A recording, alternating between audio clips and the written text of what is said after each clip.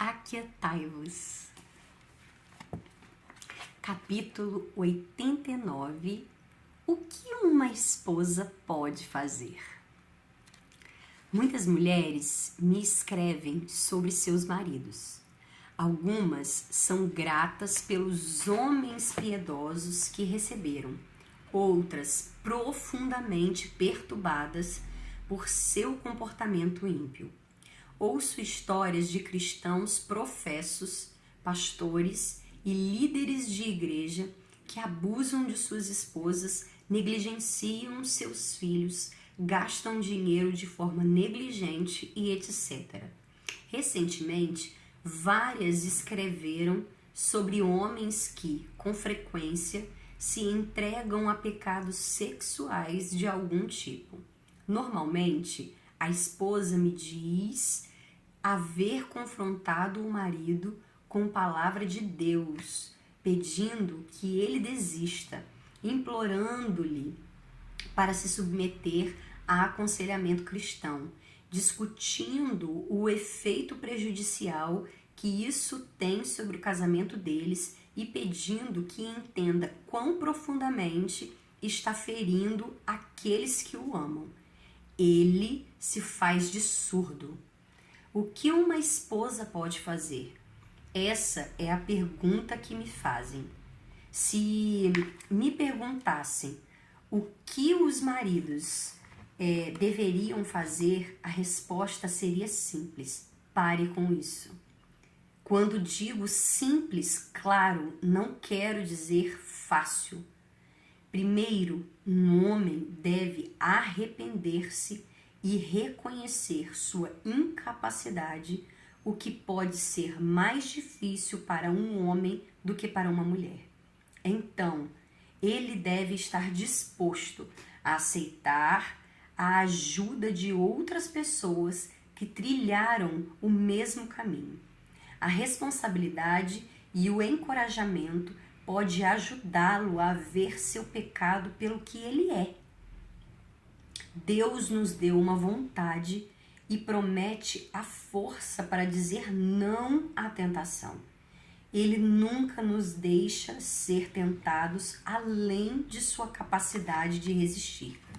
Ele nos dará toda a ajuda que estivermos dispostos a receber. Ouve-me, Senhor, observo os teus decretos, clamo a ti, salva-me e guardarei os teus testemunhos. Antecipo-me ao alvorecer do dia e clamo na tua palavra, espero confiante.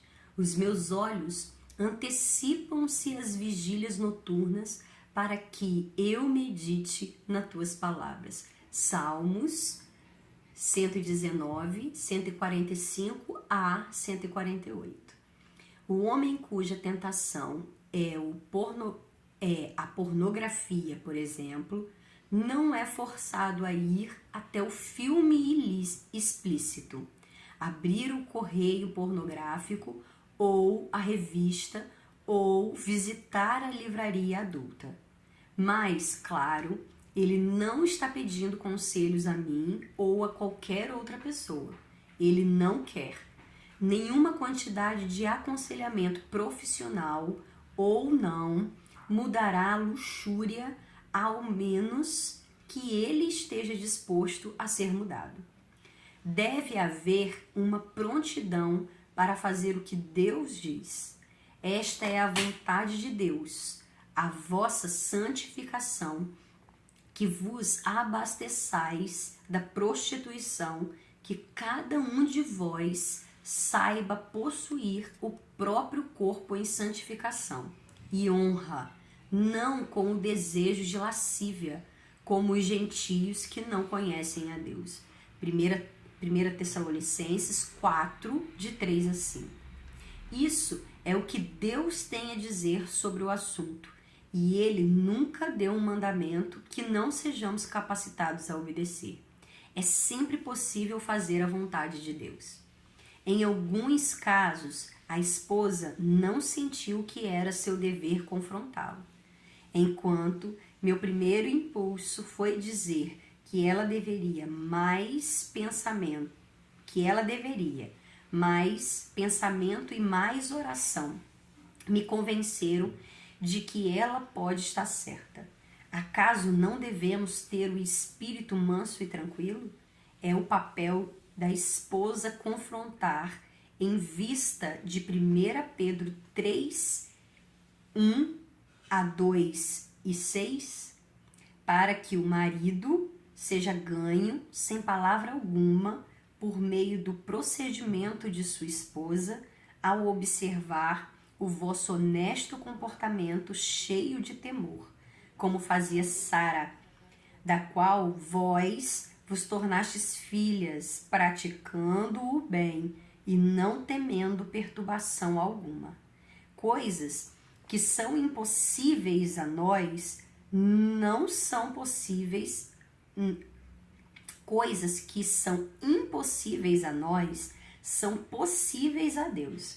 Seu ofício é mudar os corações dos homens e transformar vidas, muitas vezes em respostas a orações de uma única pessoa. Pode não ser errado para a esposa procurar ajuda humana, talvez em uma mãe espiritual, uma mulher que tem andado com Deus por anos a fio e sabe como orar e manter a confiança.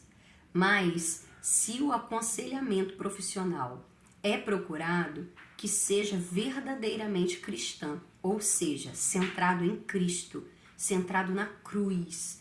Esta semana recebi a carta de uma mulher que tinha um obstáculo aparentemente intransponível em sua relação com seu marido. Ela lutou, orou, procurou desesperadamente por respostas e foi com o marido a 2 conselheiros cristãos que, no final, ficaram tão perplexos quanto ela. Então, um dia, enquanto trabalhava em casa, ela orou quase todos os minutos do dia, pedindo a Deus que me alcançasse no que eu precisava fazer. O sermão do dia seguinte foi um encorajamento para dar um passo de fé quando se tem uma palavra do Senhor. Ela escreveu: lembrei-me de você dizer na rádio que, quando as pessoas lhe contam seus problemas, você frequentemente pergunta o que pensam que o Senhor quer que elas façam. Fiquei muito surpresa no momento em que descobri que tinha uma resposta para meu problema. Uma coisa simples: agir contra meus sentimentos. Eu tinha tentado fazer o que pensei que Deus queria que eu fizesse, mas decidi que era muito difícil e de qualquer maneira não funcionaria. Decidi tentar de novo. As coisas não mudaram da noite para o dia, mas eu perseverei. As coisas mudaram de forma significativa. Meu marido mal pode acreditar na mudança em sua esposa. Eu também mal posso acreditar.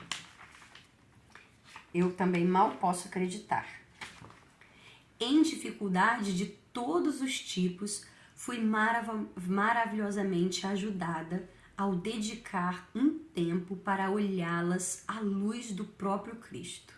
Você conhece o hino Sobre a Cruz de Cristo? Se não conhece, seria um grande conforto aprendê-lo de cor. É ali que devemos tornar nossa posição. Foi na cruz que Cristo lidou com todos os nossos pecados, tristezas e sofrimentos. Ele nos chama a desistir de todo o direito em relação a nós mesmas, tomar a cruz e segui-lo. Esse lugar difícil em que você talvez se encontre, tão doloroso e desconcertante, é o mesmo lugar no qual Deus está lhe dando a oportunidade de olhar apenas para Ele, de se esforçar na oração e de aprender longanimidade, ternura, mansidão, em suma, aprender as profundezas do amor que o próprio Cristo derramou sobre todas nós. É o amor dele que deve manifestar-se em você quando você se submete silenciosamente ao que dói em você. Jesus também se submeteu. Quando trata seu marido como somos ordenadas a tratar os inimigos com amor, assim como Jesus, quando se abstém de assumir as responsabilidades moral por seu marido, não é tarefa de uma esposa operar reformas, exceto quando você o entrega diariamente a Deus. Essa forma de sofrimento é sua oportunidade de aprender a deixar para Deus o que só Deus pode fazer. É a misericórdia dele que oferece isso a você. E não se esqueça de que o amor é o significado dele. Como Madre Julie de alguma coisa escreveu. Uma das verdades mais transformadoras que conheço é a de sermos chamadas a compartilhar os sofrimentos de Cristo. Colossenses 1:24 e 1 Pedro 4:12 e 19 colocam uma perspectiva totalmente diferente sobre o assunto do que qualquer uma de nós poderia desenvolver. Cabe a Deus mudar os corações. Cabe a nós fazer as coisas simples, nem sempre fácil, humilde e sacrificial, deixando confiantemente o resto para Deus. Encomendem a sua alma ao fiel Criador, na prática do bem. 1 Pedro 4:19, o que significa apenas fazer a próxima coisa, o que quer que seja. Consertar essas calças? Alvejar uma camisa branca?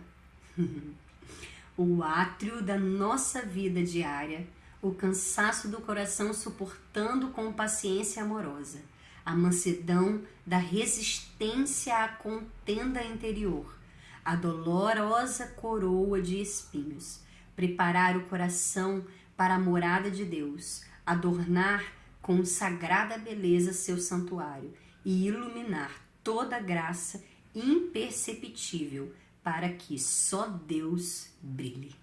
Amém.